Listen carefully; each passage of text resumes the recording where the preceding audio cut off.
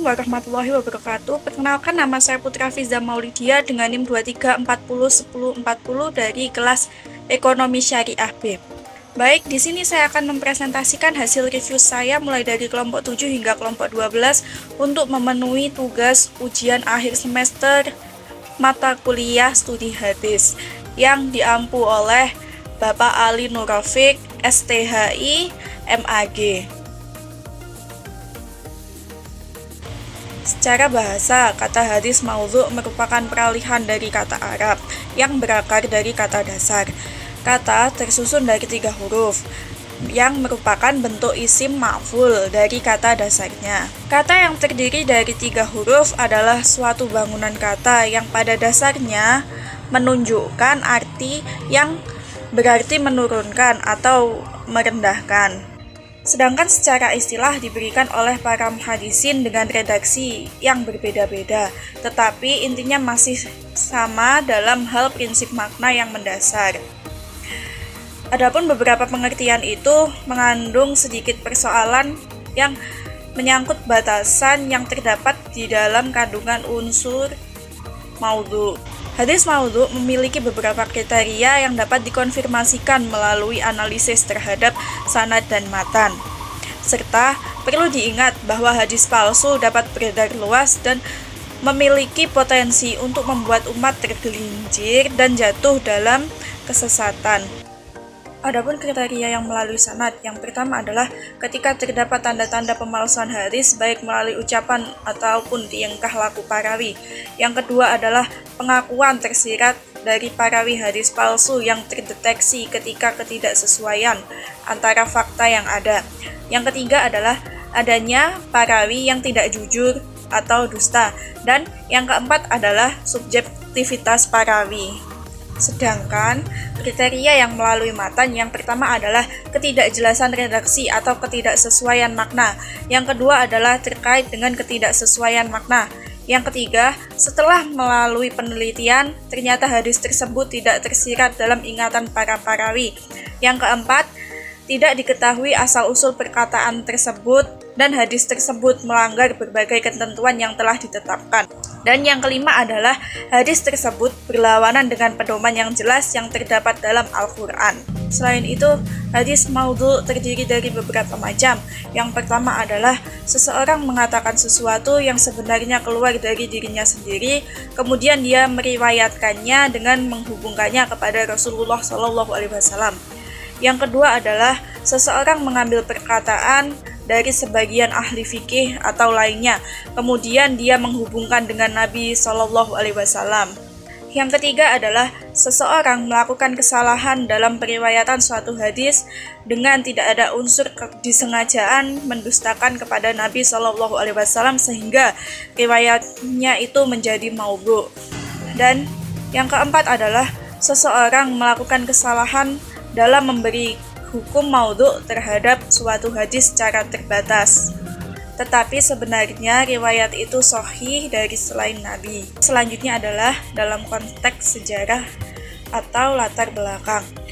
Banyaknya hadis maudhu pada masa awal Islam tidak hanya disebabkan oleh faktor politik, tetapi juga oleh motif-motif lain seperti kepentingan personal, fanatisme, dan manipulasi kekuasaan. Oleh karena itu, penting bagi umat Islam untuk memiliki pemahaman yang kritis terhadap hadis-hadis yang mereka terima dan memastikan keabsahan sumber sebelum menerima dan menyebarkannya. Sejarah dari Imam Al-Bukhari yang nama lengkapnya adalah Abu Abdullah Muhammad bin Ismail bin Ibrahim bin Al-Mughirah bin Bardibah bin Bardibah Al-Ju'fi. Beliau dilahirkan di Bukhara pada hari ke-13 bulan Syawal 194 Hijriah atau 21 Juli 810 Masehi. Ayah Syekh Ismail terkenal dengan panggilan Abu Hasan adalah seorang ulama hadis yang masyhur di Bukhara yang pernah menjadi murid Imam Malik, Imam Darul Hijrah. Dari sekian banyak karya Imam Al-Bukhari, yang paling terkenal diantaranya adalah Kitab Shahih Al-Bukhari. Judul lengkap kitab diberi nama oleh penulisnya seperti yang dikatakan oleh Imam Al-Nawawi adalah al-Jami al-Musyad al-Syahih al-Muhtasar min imuri Rasulullah sallallahu alaihi wasallam wa sunanihi wa ayamihi, atau kumpulan ringkasan hadis yang sahih dari perkara-perkara Rasul, sunnah, dan kehidupan kesehariannya. Selanjutnya adalah sejarah Imam An-Nasai. Nama lengkapnya adalah Ahmad bin Su'aib bin Ali bin Sinan bin Bahr bin Dinar. Diberi gelar dengan Abu Abdul Ar-Rahman An-Nasai.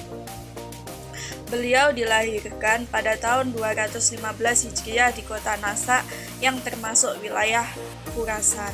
Imam Al-Nasai memiliki beberapa buku karangan yang diantaranya adalah yang pertama Al-Sunan Al-Kubra, yang kedua Al-Sunan Al-Sughra, yang ketiga Musyad Malik, yang keempat Manasik Al-Hajj, kelima Iqrab Su'bah Ali Sufyan wa Sufyan Ali Su'bah, yang keenam Kasais Ali bin Abi Thalib Karam Allah Wajhah, yang ketujuh A'mal Al-Yaum wa Al-Lailah, dan yang kesembilan adalah A'jad. Syarah-syarah Imam Al-Nasai yang beredar di tengah-tengah masyarakat antara lain, yang pertama adalah Zuhur Al-Riba ala Al-Mujtaba, yang kedua adalah Syarah Al-Sindi, yang ketiga adalah Syarah Al-Alamah Sirajuddin Al-Syafi'i. Selanjutnya adalah sejarah Imam Muslim. Imam Muslim hidup pada zaman Daulah Abbasiyah yang pusat kekuasaannya di kota Baghdad. Beliau hidup pada masa Abbasiyah II, yaitu pada tahun 232 hingga 334 Hijriah atau 847 hingga 946 Masehi, yaitu Khalifah Mutawakil. Pada masa ini keadaan politik dan militer mulai mengalami kemerosotan, namun dalam hal bidang ilmu pengetahuan mengalami pengembangan yang signifikan atau kemajuan. Bahkan pada abad keempat Hijriah, Daulah Islamiyah mencapai zaman keemasan dalam bidang ilmu pengetahuan dan tidak terkecuali dalam bidang ilmu hadis. Keadaan di antara lain dikarenakan negara-negara bagian Daulah Islam berlomba-lomba dalam mencari penghargaan atau kedudukan terhormat kepada para ulama dan para pujangga. Selanjutnya adalah sejarah Abu Dawud. Nama lengkap Imam Abu Daud adalah Abu Daud Sulaiman bin Al-Asyas bin Ishaq Al-Azdi Al-Sajistani. Ia dilahirkan pada 202 Hijriah di Sijistani, suatu kota yang berada di Basrah. Beliau lahir bertepatan masa dinasti Abbasiyah yang dijabat oleh Khalifah Al-Ma'mun. Azi adalah sebuah suku besar di Yaman yang merupakan bakal tunas imigrasi ke kota Yasrib atau Madinah dan merupakan inti kelompok Al-Ansyar atau penerima di Madinah. Adapun beberapa guru Imam Abu Dawud, yang pertama adalah Ahmad bin Hanbal, dua Qutaibah bin Sa'ad, tiga Yahya bin Ma'in Abu Zakaria, empat Al-Hafidh Abu Ja'far An-Nufaili, yang kelima ada Ishaq bin Rahawai, dan masih banyak lainnya. Selanjutnya adalah karya-karya dari Imam Abu Dawud. Adapun karya yang dihasilkan oleh Imam Abu Dawud, yang pertama ada Al-Marasil, yaitu kitab yang merupakan kumpulan hadis-hadis mursal. Yang kedua ada Masail Al-Imam Ahmad. Yang ketiga ada Al-Naqs wa Al-Mansub. Yang keempat ada Risalah fi Wasf Kitab Sunan. Yang kelima ada Al-Zuhd dan lain sebagainya. Selanjutnya adalah sejarah Imam Tirmizi.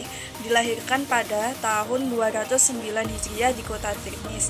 Imam Tirmizi bernama lengkap Imam Al-Hafidh Abu Isa Muhammad bin Isa bin Saurah bin Musa bin Ad-Daha As-Sulami At-Tirmizi. Sejak kecil, Imam Tirmizi gemar belajar ilmu dan mencari hadis. Imam At-Tirmizi menuntut ilmu dan meriwayatkan hadis dari ulama-ulama kenamaan. Di antara mereka adalah Qutaibah bin Sa'id, Ishaq bin Rahuyah, Muhammad bin Amru As-Sawaq Al-Balkhi, dan lain-lain. Murid-murid beliau sangat banyak hadis dan ilmu-ilmu yang dimiliki oleh Imam Tirmizi. Banyak yang meriwayatkan, diantaranya adalah Abu Bakar Ahmad bin Ismail As-Samarkandi, Abu Hamid Abdullah bin Daud Al-Mawazi, Ahmad bin Ali bin Hasnuyah Al-Mukri, dan lain-lain. Adapun karya-karya dari Imam Tirmizi, yang pertama kitab At-Tariq, yang kedua kitab Az-Zuhd, yang ketiga kitab Asma wa Al-Kuna. Imam Tirmizi menitipkan ilmunya di dalam hasil karya beliau. Di antara buku-buku beliau yang sampai kepada kita, yang pertama ada kitab Al-Jami, yang kedua adalah kitab Al-Iqlal, yang ketiga ada kitab Sama'il An-Nabawiyah, dan yang keempat ada kitab Tasmiyatu Ashabi Rasulillah Shallallahu Alaihi Wasallam. Dan selanjutnya adalah sejarah dari Ibnu Majah. Ibnu Majah adalah nama yang populer di kalangan umat Islam, setidaknya ketika setelah beliau menulis hadis dalam kitabnya Sunan Ibnu Majah. Ibnu Majah hidup pada masa pemerintahan dinasti Abbasiyah, tepatnya pada masa kepemimpinan Khalifah Al-Ma'mun pada tahun 198 Hijriah atau 813 Masehi sampai akhir kepemimpinan Khalifah Al-Muqtadir pada tahun 295 Hijriah atau 908 Masehi. Ibnu Majah wafat dalam usia 74 tahun pada hari Selasa 22 Ramadan 273 Hijriah. Ibnu Majah adalah seorang petualang keilmuan yang terbukti dengan banyaknya daerah yang dikunjungi. Selain itu, Ibnu Majah memiliki karya-karya, yaitu banyak karya tulis yang dihasilkan oleh Ibnu Majah, jumlahnya tidak kurang dari 32 buah. Temanya pun beragam, meliputi tafsir, tarik, sejarah, fikih, dan hadis. Karya Ibnu Majah mengenai tafsir, yakni tafsir Al-Quran Al-Karim, agaknya kurang terkenal. Diperkirakan kitab ini hilang dalam terbentuk manuskrip atau tulisan tangan. Adapun karya Ibnu Majah tentang sejarah, yakni Tarikh Al-Khulafa, diduga kuat masih ada. Salah satu kitab yang paling terkenal adalah Sunan Ibnu Majah. Asbabul Wurud merupakan konteks historitas, baik itu berupa peristiwa-peristiwa atau pertanyaan-pertanyaan yang terjadi pada saat hadis itu disampaikan oleh Nabi Shallallahu Alaihi Wasallam. Ia dapat berfungsi sebagai pisau analisis untuk menentukan apakah hadis tersebut bersifat umum atau khusus, mutlak atau muqayyad, nas atau mansukh, dan lain sebagainya. Dengan demikian, mengetahui asbabul wurud bukanlah tujuan, melainkan hanya sebagai sarana untuk memperoleh ketepatan makna dalam memahami pesan moral yang sangat penting. Ilmu asbabul wurud mempunyai kedudukan yang sangat penting, sebab ilmu ini merupakan suatu cara yang paling tepat untuk memahami hadis. Karena dengan mengetahui sebab, maka akan melahirkan pengetahuan tentang musabab atau akibat. Pemahaman terhadap makna hadis terpusat pada pendekatan lafidhiyah, lugawiyah, atau tekstual. Oleh karena itu, bahasa pengantar hadis dalam mengomunikasikan pesan-pesan syariah memanfaatkan bahasa klasik.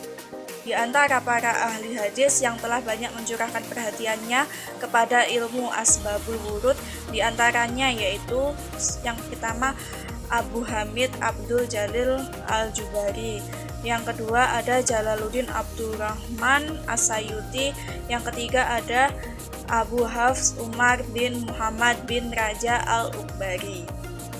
Selanjutnya adalah macam-macam asbabul wurud. Menurut Al-Sayuti, asbab al-wurud dapat dikategorikan menjadi 3. Yang pertama adalah sebab yang berupa ayat Al-Quran. Maksudnya, ayat Al-Quran itu menjadi penyebab Nabi Shallallahu Alaihi Wasallam mengeluarkan sabdanya. Yang kedua, sebab yang berupa hadis. Maksudnya, pada waktu itu terdapat suatu hadis, namun sebagian sahabat merasa kesulitan memahami dan kemudian muncul hadis lain yang memberikan penjelasan terhadap hadis tersebut. Dan yang ketiga adalah sebab yang berupa keterkaitan yang berkaitan dengan para pendengar di kalangan sahabat.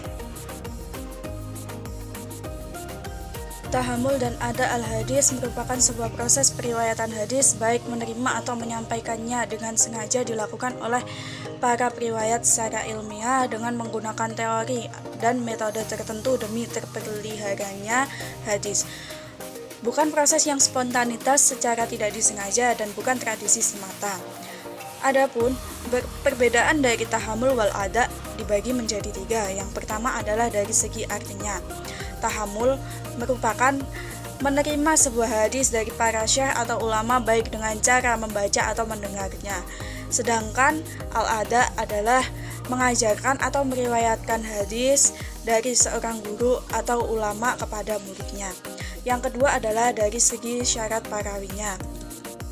Syarat dari tahammul, penerima harus dabit, berakal sempurna serta sehat secara fisik dan mental, tamyiz, dan umur minimal adalah 5 tahun. Sedangkan syarat bagi seorang al-ada adalah Islam, balik, adil, dan dabit.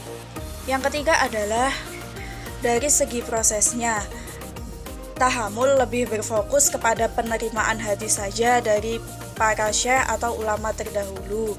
Sedangkan al-ada berfokus pada penyampaian hadis dari seorang guru kepada muridnya dengan cara-cara tertentu. Jadi, al-ada lebih ke penyampaian hadis kepada murid atau melakukan penyebarannya. Ilmu jahar wa ta'dil adalah ilmu yang membahas tentang jahar atau sifat-sifat tercela rawi, dan ta'dil atau sifat-sifat terpuji rawi dengan menggunakan lafaz-lafaz tertentu. Adapun yang dimaksud sifat-sifat tercela rawi adalah sifat yang dapat merusak atau mencacatkan keadilan dan kedabitannya. Perbedaan antara jahar dan ta'dil yaitu jahar penilaiannya lebih fokus terhadap kecacatan dan kelemahan yang dimiliki oleh seorang perawi hadis. Sedangkan ta'dil penilaiannya fokus pada keandalan dan kebaikan seorang sebagai perawi hadis. Selain itu, jahar dibagi menjadi 2, antara lain mutlak, yaitu jika disebut seseorang rawi dengan jahar atau celaan tanpa batasan, maka dia menjadi cacat di setiap keadaan. Dan muqayyad, yaitu disebutkannya seorang perawi dengan jahar, namun jahar tersebut dikaitkan dengan hal tertentu pada pemberian catatan. Sedangkan ta'dil terbagi menjadi 2 juga, antara lain mutlak, yaitu disebutkannya seorang rawi dengan ta'dil tanpa persyaratan, maka rawi tersebut sikoh dalam setiap kondisi. Dan muqayyad, yaitu disebutkannya seorang rawi dengan ta'dil, namun ta'dil tersebut dikaitkan dengan hal tertentu atau ada pemberian catatan baik dari guru tertentu atau sekelompok orang-orang tertentu atau sejenisnya. Ilmu jahar wa ta'dil juga bermanfaat untuk menetapkan apakah periwayatan seorang perawi itu dapat diterima atau harus ditolak sama sekali. Apabila seorang perawi dinilai oleh para ahli sebagai seorang perawi yang cacat, maka periwayatan harus ditolak. Dan apabila perawi dipuji sebagai seorang yang adil, niscaya periwayatannya diterima.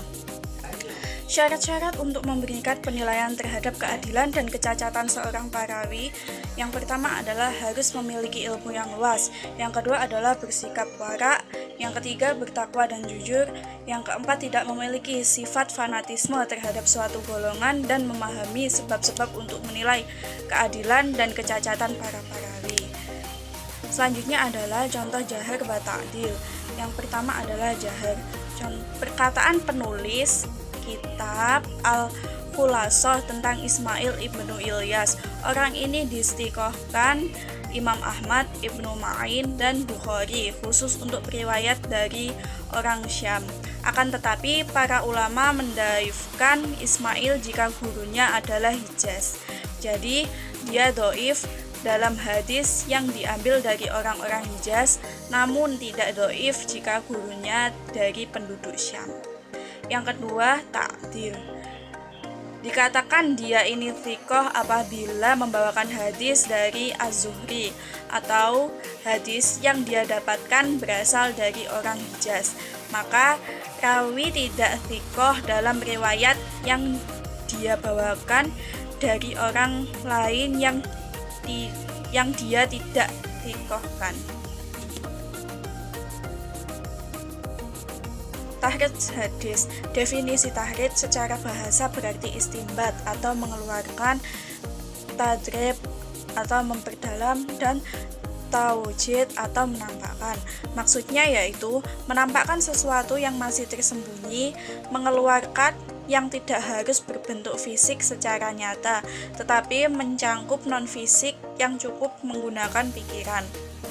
Sedangkan menurut istilah, tahrij diartikan dalam beberapa pengertian, diantaranya bentuk sinonim dari kata ikhraj, yakni seorang rawi yang mengemukakan suatu hadis dengan menyebutkan sumber keluarnya pemberita hadis tersebut, mengeluarkan hadis-hadis dari berbagai kitab yang kemudian disebutkan sanad-sanadnya secara lengkap. Langkah-langkah tahrij hadis. Yang pertama, at-tawsik, merupakan langkah besar pertama dalam penelitian tahrij. Dia bertujuan untuk mengetahui tempat-tempat hadis pada kitab-kitab al-masadir al-asliyah. Arti lain dari langkah besar ini adalah mengetahui alamat-alamat hadis. Dengan mengetahui tempat-tempat hadis atau alamat-alamat hadis, maka dapat diketahui juga kualitas hadis menurut mereka.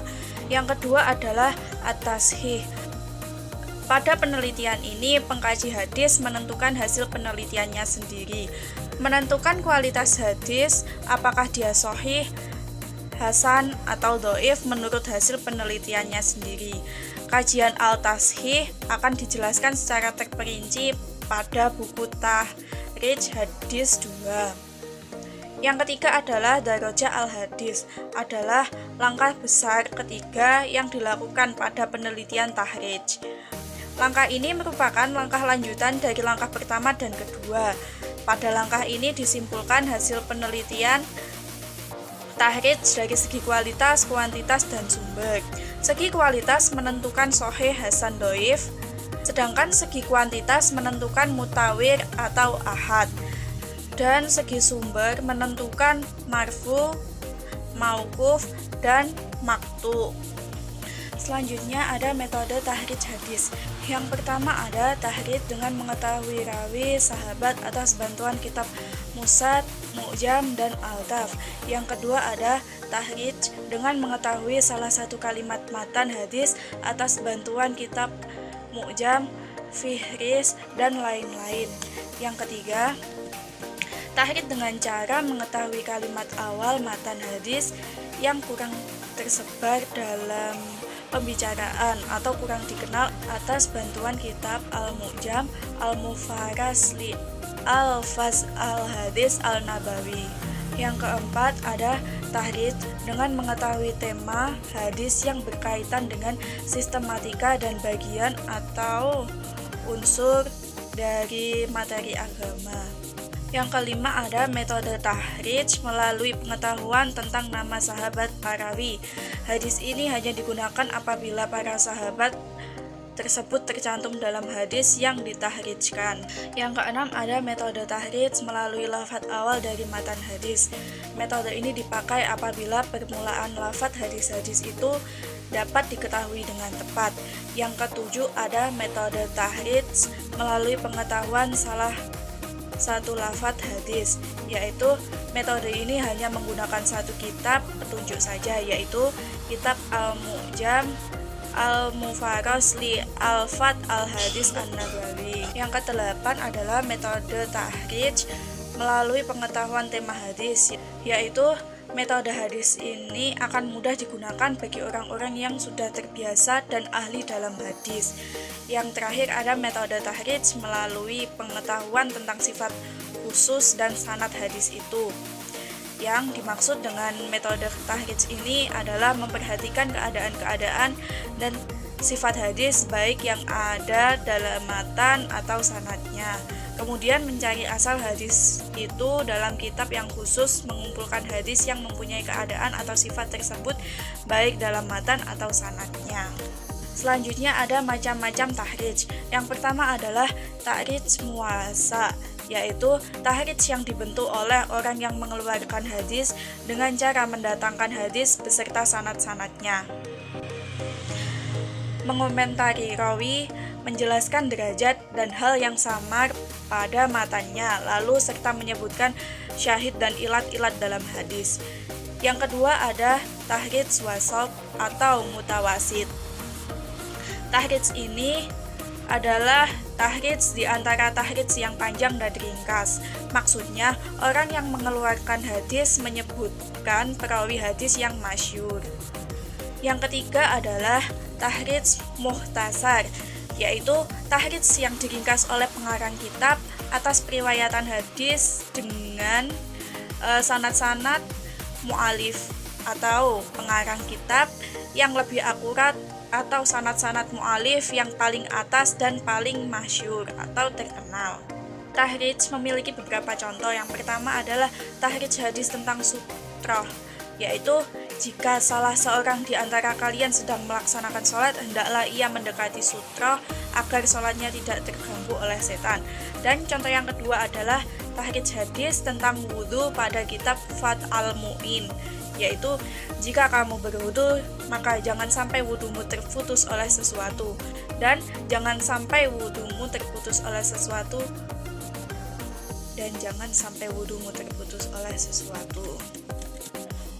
Sekian presentasi dari hasil review mulai kelompok 7 hingga kelompok 12 dari saya. Apabila ada kurang lebihnya mohon maaf yang sebesar-besarnya. Wassalamualaikum warahmatullahi wabarakatuh.